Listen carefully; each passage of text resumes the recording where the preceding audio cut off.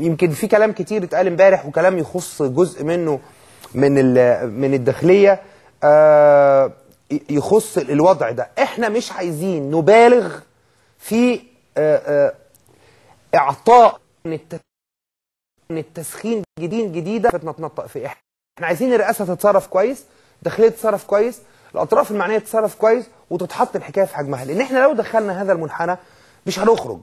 يعني بالتاكيد هتبقى يعني كارثه سوداء، وبالتاكيد كبيره مستوى النظام اللي حاجه الى اضافه هذا الملف السياسيه. اهلا بك يا دكتور. عفوا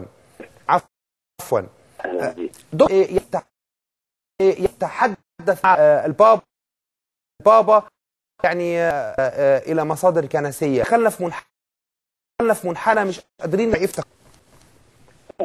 لا يعني اولا انا لا اعتقد ان الصوره هي بهذا الشكل. هو فعلا كان في اتصال قبل امس في نفس يوم الاحداث بين السيد الرئيس وقداسه البابا للاطمئنان على الوضع. ده كان مساء قبل امس يعني.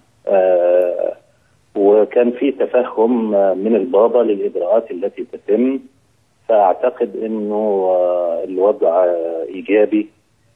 وهذه هي نفس الرساله التي تلقيناها اليوم يعني. وتشرفت باني كنت من وفد الرئاسه مع مساعد السيد الرئيس لزياره الكنيسه الكاتدرائيه في العباسيه، من انه على المستوى التفاعل من قبل الجمهوريه هناك تفهم من الكنيسه، لكن تبقى انه تطالب الكنيسه ونطالب نحن جميعا معها جهات التحقيق والجهات الداخلية بأن تمسك بزمام الأمور، ونرى جميعا عبر الرأي العام وبشفافية تامة محاسبة المسؤول الحقيقي عن الموضوع. طيب دكتور أيمن، أنا يعني هل بتفسر اعتكاف البابا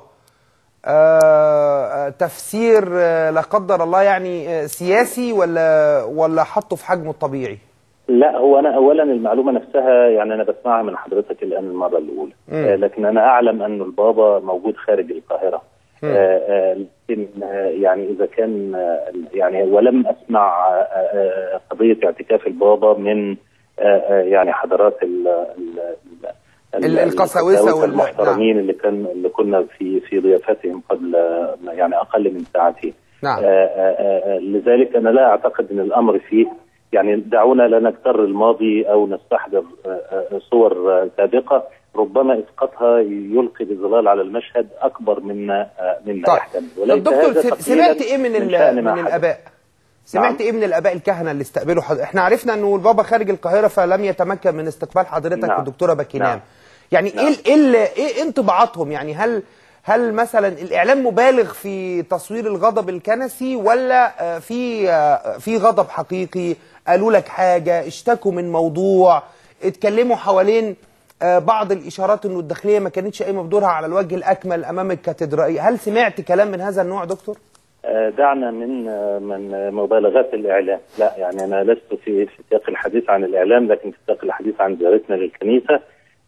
الرساله اللي نقلوها طبعا رساله الم شديد جدا للحوادث التي وقعت، وهذا الالم في الحقيقه نشترك فيه جميعا كمصريين مسلمين ومسيحيين معهم فيه. وطبعا كانوا يرغبون ان تكون القبضه الامنيه اكثر بما يمنع وقوع هذه الحوادث كلها المؤسفه بالنسبه لنا جميعا. والنقطه الاهم انهم حريصون على ان يكون هناك شفافيه في التحقيقات والاعلام والكشف وسرعه الكشف عن مثيري الشغب ومرتكبي اعمال العنف. وهذا ايضا لا اعتقد انه يمكن ان يكون موضع خلاف من احد.